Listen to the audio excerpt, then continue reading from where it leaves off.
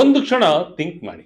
ನಿಮ್ಮ WhatsApp message send ಆಗ್ತಿಲ್ಲ, ಆಫೀಸಿಗೆ ಕಳಿಸಬೇಕಿದ್ದ ಇಮೇಲ್ ಹೋಗ್ತಾನೆ ಇಲ್ಲ, U P I payment fail ಆಯಿತು, ಬೆಳಗಿನಿಂದ ಯೂಟ್ಯೂಬ್ ವಿಡಿಯೋ ಬಫರ್ ಆಗ್ತಾ ಇದೆ. ಈ ಸನ್ನಿವೇಶದಲ್ಲಿ ಹೇಗಾಗುತ್ತೆ ಅಲ್ವಾ? ಒಂದು ಕ್ಷಣ ಏನ್ ಮಾಡೋದಪ್ಪ ಅಂತ ಅನಿಸುತ್ತೆ. ಅಷ್ಟರ ಮಟ್ಟಿಗೆ ನಾವು ಇಂಟರ್ನೆಟ್ ಮೇಲೆ ಡಿಪೆಂಡ್ ಆಗಿದ್ದೇವೆ. ಆದರೆ ಈ ಇಂಟರ್ನೆಟ್ ಎಲ್ಲಿಂದ ಬರುತ್ತೆ ಅಂತ ನಾವೆಂದಾದ್ರೂ ಥಿಂಕ್ ಮಾಡ್ತೀವ? ರೀಚಾರ್ಜ್ ಮಾಡಿದ ತಕ್ಷಣ ನಮ್ಮ ಮೊಬೈಲ್ಗೆ ಡೇಟಾ ಬಂತು ಅನ್ನೋದು ಕರೆಕ್ಟ್ ಆನ್ಸರ್ ಅಲ್ಲ. ಹಾಗಾದ್ರೆ ನಿಜವಾದ ಉತ್ತರ ಏನು? ಆ ಉತ್ತರ ಕೇಳಿದ್ರೆ ನಿಜಕ್ಕೂ ನೀವು ಶಾಕ್ ಆಗ್ತೀರಾ. ಯಾಕೆಂದ್ರೆ ನಾವು ಬಳಸುವ ಇಂಟರ್ನೆಟ್ಗೂ ಸಾವಿರಾರು ಕಿಲೋಮೀಟರ್ ದೂರದಲ್ಲಿ ನಡೆಯುತ್ತಿರುವ ಮಧ್ಯಪ್ರಾಚ್ಯದ ಯುದ್ಧಕ್ಕೂ ಡೈರೆಕ್ಟ್ ಲಿಂಕ್ ಇದೆ. ಇರಾನ್ ಇಸ್ರೇಲ್ ಯುದ್ಧದ ಬಿಸಿ ಈಗಾಗಲೇ ನಮ್ಮ ಅಡುಗೆ ಮನೆಗೆ ತಟ್ಟಿದೆ. ಯುದ್ಧ ಹೀಗೆ ಕಂಟಿನ್ಯೂ ಆದ್ರೆ ಮುಂದೆ ವಾಹನಗಳಿಗೂ ಆ ಬಿಸಿ ತಟ್ಟಲಿದೆ. ಅದಾದ್ಮೇಲೆ ನಮ್ಮ ಮೊಬೈಲ್ ಕಂಪ್ಯೂಟರ್ಗೂ ತಟ್ಟುತ್ತೆ. ನಮ್ಮ ಇಂಟರ್ನೆಟ್ ಸ್ಪೀಡ್ ಡೌನ್ ಆಗ್ಬಹುದು, ಬ್ಲಾಕ್ಔಟ್ ಕೂಡ ಆಗ್ಬಹುದು. ಅದು ಹೇಗೆ? ಆ ದೃಶ್ಯ ಜಾಲದ ಹಿಂದಿರುವ ಸತ್ಯ ಏನು? ಈ ವಿಡಿಯೋದಲ್ಲಿ ಡೀಟೇಲ್ ಆಗಿ ನೋಡೋಣ ಬನ್ನಿ.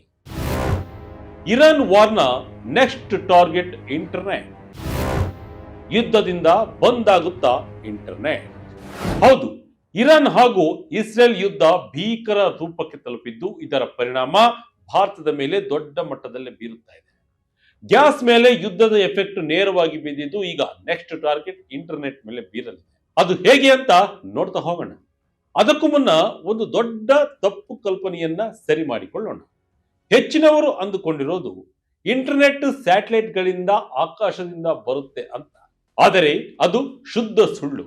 ವಾಸ್ತವ ಏನಂದ್ರೆ, ಜಗತ್ತಿನ 97%ಕ್ಕೂ ಹೆಚ್ಚು ಇಂಟರ್ನೆಟ್ ಡೇಟಾ ಸಂಚಾರ ನಡೆಯುವುದು ಸಮುದ್ರದ ಆಳದಲ್ಲಿ ಹಾಕಲಾಗಿರುವ ಫೈಬರ್ ಆಪ್ಟಿಕ್ ಕೇಬಲ್ಗಳ ಮೂಲಕವೇ.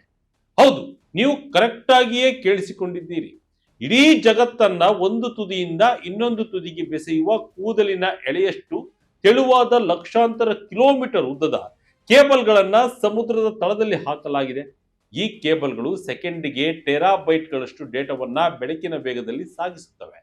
ನಾವು ನೋಡುವ ಪ್ರತಿಯೊಂದು ಯೂಟ್ಯೂಬ್ ವಿಡಿಯೋ, ಕಳಿಸುವ ಪ್ರತಿಯೊಂದು ವಾಟ್ಸಪ್ ಮೆಸೇಜ್, ಮಾಡುವ ಪ್ರತಿಯೊಂದು ಆನ್ಲೈನ್ ವಹಿವಾಟು ಇದೇ ಕೇಬಲ್ಗಳ ಮೂಲಕ ಹಾದು ಹೋಗುತ್ತದೆ. ಉಪಗ್ರಹಗಳು ಕೇವಲ 3% ಸಂಪರ್ಕವನ್ನ ಅದು ದುರ್ಗಮ ಗುಡ್ಡಗಾಡು ಪ್ರದೇಶಗಳಿಗೆ ಮಾತ್ರ ಒದಗಿಸುತ್ತವೆ. ಹಾಗಾಗಿ ನಮ್ಮ ಡಿಜಿಟಲ್ ಜಗತ್ತಿನ ನಿಜವಾದ ಜೀವನಾಡಿ ಇರೋದು ಸಮುದ್ರದ ಆಳದಲ್ಲಿ.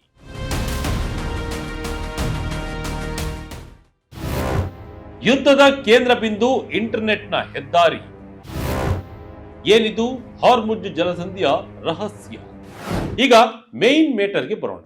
ನಾವು ಅಡುಗೆಗೆ ಬಳಸುವ ಗ್ಯಾಸ್ ಕುವೈತ್ ಅಥವಾ ಕತಾರ್ನಿಂದ ಬರುತ್ತೆ.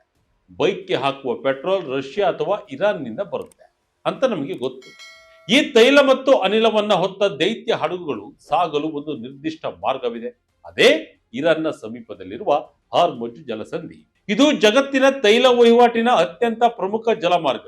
ಆದರೆ ಆಘಾತಕಾರಿ ವಿಷಯವೆಂದರೆ, ಇದೇ ಹಾರ್ಮುಜ್ ಜಲಸಂಧಿ ಕೇವಲ ತೈಲ ಸಾಗಾಟದ ಮಾರ್ಗವಲ್ಲ, ಇದು ನಮ್ಮ ಇಂಟರ್ನೆಟ್ನ ಸೂಪರ್ ಹೈವೇ ಕೂಡ. ಈಗ ಇಸ್ರೇಲ್ ಮತ್ತು ಇರಾನ್ ಯುದ್ಧದಲ್ಲಿ ಅತ್ಯಂತ ವಿವಾದಿತ ಪ್ರದೇಶ ಕೂಡ ಇದೇ ಆಗಿದೆ. ಯುರೋಪ್ ಮತ್ತು ಏಷ್ಯಾವನ್ನ ಸಂಪರ್ಕಿಸುವ ಬಹುತೇಕ ಪ್ರಮುಖ ಇಂಟರ್ನೆಟ್ ಕೇಬಲ್ಗಳು ಇದೇ ಹಾರ್ಮುಜ್ ಜಲಸಂಧಿಯ 100 ಮೀಟರ್ ಆಳದಲ್ಲಿ ಹಾದು ಹೋಗುತ್ತವೆ. ಇದನ್ನ ಇಂಟರ್ನೆಟ್ ಕಾರಿಡಾರ್ ಅಂತಾನೆ ಕರೆಯುತ್ತಾರೆ. ಈಗ ಮಧ್ಯಪ್ರಾಚ್ಯದಲ್ಲಿ ಯುದ್ಧದ ವಾತಾವರಣ ತೀವ್ರಗೊಂಡಿದೆ. ಇರಾನ್, ಇಸ್ರೇಲ್ ಮತ್ತು ಅಮೆರಿಕದ ನಡುವಿನ ಸಂಘರ್ಷ ಹೆಚ್ಚಾಗಿದೆ.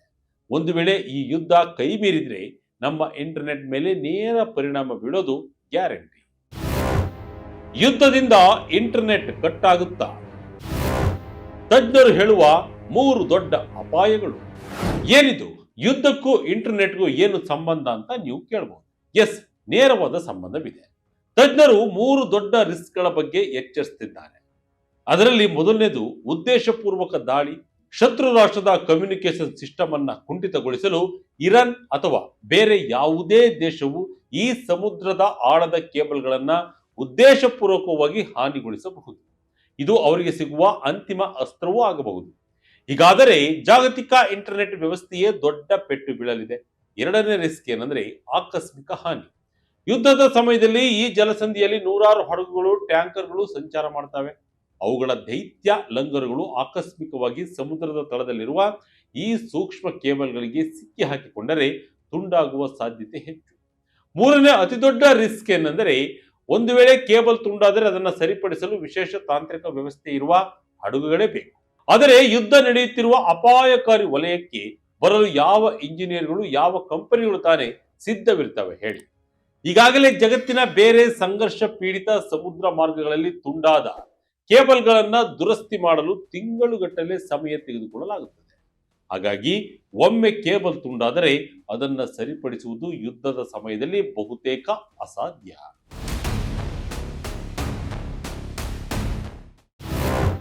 ಭಾರತದ ಮೇಲೆ ಇದರ ಪರಿಣಾಮವೇನು? ನಮ್ಮ ಇಂಟರ್ನೆಟ್ನ ನಾಡಿ ಇರುವುದೇ ಅಲ್ಲಿ. ಈ ಎಲ್ಲ ಬೆಳವಣಿಗೆಗಳಿಂದ ಭಾರತಕ್ಕೆ ಏನು ನಷ್ಟ ಅಂತ ನಿಮಗೆ ಪ್ರಶ್ನೆ ಬಂದಿರಬಹುದು. ಎಸ್, ನಷ್ಟ ಖಂಡಿತ ಇದೆ. ಇರಾನ್ ಇಸ್ರೇಲ್ ಯುದ್ಧದ ಬಿಸಿ ನಮ್ಮ ಇಂಟರ್ನೆಟ್ಗೆ ತಟ್ಟಲಿದೆ ಎಂದು ಹೇಳಿದಾಗ ನಾವು ಮೊದಲು ಗುರುತಿಸಬೇಕಾದದ್ದು ಎರಡು ಅತ್ಯಂತ ಅಪಾಯಕಾರಿ ಜಲಮಾರ್ಗಗಳನ್ನ. ಮೊದಲನೇದು ಕೆಂಪು ಸಮುದ್ರ ಮತ್ತು ಎರಡನೇದು ಹಾರ್ಮುಜ್ ಜಲಸಂಧಿ. ಇವು ಕೇವಲ ಹಡಗುಗಳು ಹೋಗುವ ದಾರಿಯಲ್ಲ, ಇವು ಜಗತ್ತಿನ ಇಂಟರ್ನೆಟ್ ಕೇಬಲ್ಗಳ ದಟ್ಟವಾದ ಹೆದ್ದಾರಿಗಳು ಕೂಡ. ಭಾರತವನ್ನ ಯುರೋಪ್ ಮತ್ತು ಮಧ್ಯಪ್ರಾಚ್ಯದೊಂದಿಗೆ ಸಂಪರ್ಕಿಸುವ SMW4, IMEWE, AAE1, ಪ್ಯಾಕ್ಲಾನ್ ನಂತಹ ಅತ್ಯಂತ ಪ್ರಮುಖ ಕೇಬಲ್ಗಳು ಇದೇ ಮಾರ್ಗದಲ್ಲಿ ಹಾದು ಹೋಗುತ್ತವೆ. ಉದಾಹರಣೆಗೆ SMW4 ಕೇಬಲ್ ವ್ಯವಸ್ಥೆಯಲ್ಲಿ ಭಾರತದ ಏರ್ಟೆಲ್ ಮತ್ತು ಟಾಟಾ ಕಂಪನಿಗಳು ಪಾಲುದಾರಿಕೆಯನ್ನು ಹೊಂದಿವೆ. ಈಗಾಗಲೇ ಕಳೆದ ವರ್ಷ ಕೆಂಪು ಸಮುದ್ರದಲ್ಲಿ ನಡೆದ ದಾಳಿಗಳಿಂದ AAE1 ಸಿಕಂ ನಂತಹ ಕೇಬಲ್ಗಳು ಹಾನಿಗೊಳಗಾಗಿ ಏಷ್ಯಾ ಮತ್ತು ಭಾರತದಲ್ಲಿ ಇಂಟರ್ನೆಟ್ ವ್ಯತ್ಯಯ ಉಂಟಾಗಿದೆ. ಅಷ್ಟೇ ಅಲ್ಲ, ಭಾರತದ ಪಶ್ಚಿಮ ದಿಕ್ಕಿನ ಇಂಟರ್ನೆಟ್ ಸಂಚಾರದ 1/3 ಭಾಗ ಈ ಅಪಾಯಕಾರಿ ಮಾರ್ಗವನ್ನೇ ಅವಲಂಬಿಸಿದೆ. ಹಾಗಾಗಿ ಈ ಪ್ರದೇಶದಲ್ಲಿನ ಸಣ್ಣ ಸಂಘರ್ಷವು ನಮ್ಮ ಡಿಜಿಟಲ್ನ ಸಂಪರ್ಕದ ಮೇಲೆ ದೊಡ್ಡ ಪರಿಣಾಮ ಬೀರಬಲ್ಲದು. ಭಾರತದ ಪರ್ಯಾಯ ಯೋಜನೆ ಏನು? ನಮ್ಮ ಮೇಲೆ ಏನೆಲ್ಲ ಪರಿಣಾಮ ಆಗುತ್ತೆ? ಹಾಗಾದ್ರೆ ಈ ಕೇಬಲ್ಗಳು ತುಂಡಾದರೆ ನಮ್ಮ ಇಂಟರ್ನೆಟ್ ಸಂಪೂರ್ಣವಾಗಿ ನಿಲ್ಲುತ್ತದೆಯೇ ಎಂದು ನೀವು ಕೇಳಬಹುದು. ಅದಕ್ಕೆ ಉತ್ತರ ಏನಂದ್ರೆ ಇಲ್ಲ ಅಂತ. ಭಾರತ ಮತ್ತು ಜಾಗತಿಕ ಇಂಟರ್ನೆಟ್ ಸೇವಾ ಪೂರೈಕೆದಾರರು ಇಂತಹ ಸಂದರ್ಭಗಳಿಗಾಗಿ ಪರ್ಯಾಯ ಪ್ಲಾನ್ಗಳನ್ನು ಹೊಂದಿರ್ತಾರೆ. ಒಂದು ಮಾರ್ಗದಲ್ಲಿ ಸಂಚಾರ ಸ್ಥಗಿತಗೊಂಡರೆ ತಕ್ಷಣವೇ ಡೇಟಾವನ್ನ ಬೇರೆ ಮಾರ್ಗಗಳಿಗೆ ವರ್ಗಾಯಿಸಲಾಗುತ್ತದೆ. ಭಾರತಕ್ಕೆ ಪೂರ್ವ ದಿಕ್ಕಿನಲ್ಲಿ ಮುಂಬೈ, ಚೆನ್ನೈ, ಸಿಂಗಾಪುರ್ ಸಂಪರ್ಕಿಸುವ ಸಬ್ಮರೀನ್ ಸೂಪರ್ ಹೈವೇ ಇದೆ. ಪಶ್ಚಿಮದ ಮಾರ್ಗ ಬಂದ್ ಆದರೆ ತಕ್ಷಣವೇ ಡೇಟಾವನ್ನ ಸಿಂಗಾಪುರದ ಮೂಲಕ ಪೂರ್ವ ಮಾರ್ಗವಾಗಿ ಯುರೋಪ್ಗೆ ಕಳುಹಿಸಲಾಗುತ್ತದೆ. ಆದರೆ ಈ ರೀತಿ ದಾರಿ ಬದಲು ಮಾಡೋದರಿಂದ ಒಂದು ದೊಡ್ಡ ಸಮಸ್ಯೆ ಆಗುತ್ತದೆ. ಲೇಟೆನ್ಸಿ ಹೆಚ್ಚಾಗುತ್ತದೆ. ಸಾಮಾನ್ಯವಾಗಿ 120-150 ಮಿಲಿ ಸೆಕೆಂಡ್ ಇರುವ ರೆಸ್ಪಾನ್ಸ್ ಟೈಮ್ ದೀರ್ಘ ಮಾರ್ಗದಲ್ಲಿ 200 ಮಿಲಿ ಸೆಕೆಂಡ್ಗಿಂತ ಹೆಚ್ಚಾಗಬಹುದು. ಇದರರ್ಥ ವಿಡಿಯೋ ಕಾಲ್ಗಳು, ಆನ್ಲೈನ್ ಗೇಮ್ಗಳು ಮತ್ತು ವಿದೇಶಿ ವೆಬ್ಸೈಟ್ಗಳು ನಿಧಾನವಾಗುತ್ತವೆ. ವಿಡಿಯೋಗಳು ಹೆಚ್ಚು ಬಫರ್ ಆಗಬಹುದು. ಭಾರತದೊಳಗಿನ ಇಂಟರ್ನೆಟ್ ಸಂಚಾರಕ್ಕೆ ತೊಂದರೆಯಾಗಬಹುದು. ಆದರೆ ವಿದೇಶಿ ಸರ್ವರ್ಗಳನ್ನು ಅವಲಂಬಿಸಿರುವ ಬ್ಯಾಂಕಿಂಗ್, ಕ್ಲೌಡ್ ಸೇವೆಗಳ ವೇಗ ಕಡಿಮೆಯಾಗುವ ಸಾಧ್ಯತೆ ಹೆಚ್ಚು. ಆದ್ದರಿಂದ ಸಂಪೂರ್ಣ ಬ್ಲಾಕ್ಔಟ್ ಆಗದಿದ್ದರೂ ಇಂಟರ್ನೆಟ್ ಸ್ಪೀಡ್ ಗಣನೀಯವಾಗಿ ಕಡಿಮೆಯಾಗುವುದು ನಿಶ್ಚಿತ.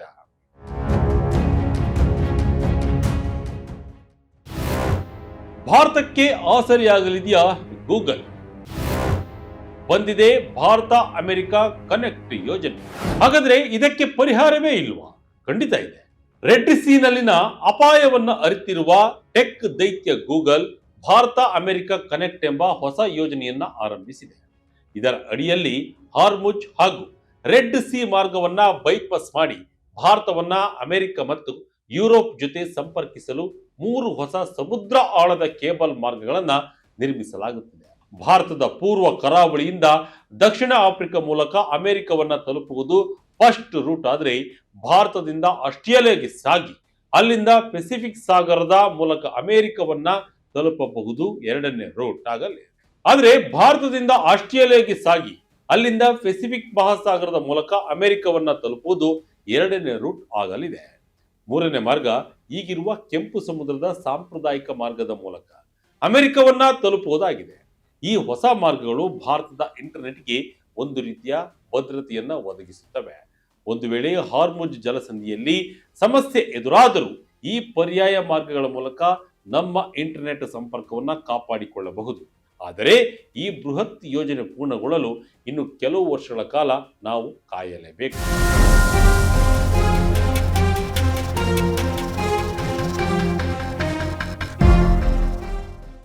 ಒಟ್ಟಿನಲ್ಲಿ ನಾವು ಬಳಸುವ ಇಂಟರ್ನೆಟ್ ಎಂಬುದು ಗಾಳಿಯಲ್ಲಿ ತೇಲಿ ಬರುವ ಒಂದು ಮ್ಯಾಜಿಕ್ ಅಲ್ಲ. ಅದು ಸಮುದ್ರದ ಆಳದಲ್ಲಿ ಸಾವಿರಾರು ಕಿಲೋಮೀಟರ್ಗಳವರೆಗೆ ಹರಡಿರುವ ಒಂದು ಫಿಸಿಕಲ್ ನೆಟ್ವರ್ಕ್. ನಮ್ಮ ಡಿಜಿಟಲ್ ಜೀವನವು ಜಾಗತಿಕ ರಾಜಕೀಯ ಮತ್ತು ಸಂಘರ್ಷಗಳ ಜೊತೆ ಎಷ್ಟು ಸೂಕ್ಷ್ಮವಾಗಿ ಬೆಸೆದುಕೊಂಡಿದೆ ಎಂಬುದಕ್ಕೆ ಇದೇ ದೊಡ್ಡ ಸಾಕ್ಷಿ.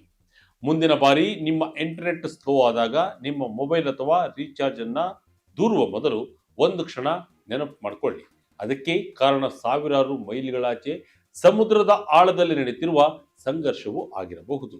ಇದಾಗಿತ್ತು ಈ ಕ್ಷಣದ ಇಂಟ್ರೆಸ್ಟಿಂಗ್ ಸ್ಟೋರಿ. ಇದೇ ರೀತಿಯ ಸ್ಟೋರಿಗಾಗಿ Vijaya Kanaka website, YouTube page, Facebook page follow ಮಾಡ್ತಾ ಇರಿ. ಧನ್ಯವಾದಗಳು.